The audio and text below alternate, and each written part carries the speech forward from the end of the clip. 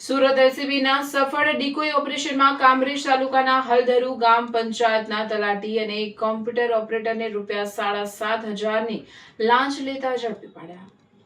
સુરત ગ્રામ્ય ACB police સ્ટેશનના police inspector SD ધોબી અને તેમની ટીમને બાતમી મળી હતી કે કામરેજ તાલુકાના હલધરુ ગ્રામ પંચાયતના અધિકારીઓ અને કર્મચારીઓ નવા બાંધકામના રહેણાંક મકાનોની આકારણી કરી આપવાના બદલામાં મોટા પ્રમાણમાં લાંચની માંગણી કરે છે।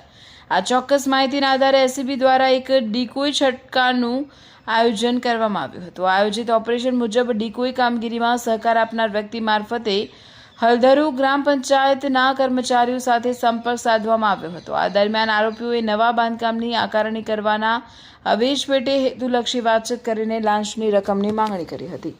ડીકોય છટકા દરમિયાન હલધરુ ગ્રામ પંચાયતના તલાટી કમ મંત્રી ભરતભાઈ બચુભાઈ વાળા અને કરાર આધારિત કોમ્પ્યુટર ઓપરેટર નિખિલભાઈ સંજયભાઈ ભાલિયાએ ગેરકાયદેસર રીતે 7,500ની લાંચની રકમ સ્વીકારી હતી। એસીબીની ટીમ દ્વારા કરવામાં આવેલી સફળ કાર્યવાહીમાં પંચાયતની કચેરીમાંથી જ લાંચની પૂરેપૂરી 7,500ની રકમ હેતુલક્ષી પુરાવા સાથે રિકવરી કરવામાં આવે છે। આ બંને આરોપીઓએ એકબીજાની મદદગારી કરીને ભ્રષ્ટાચાર આચર્યો હોવાનું સ્પષ્ટ થયું છે।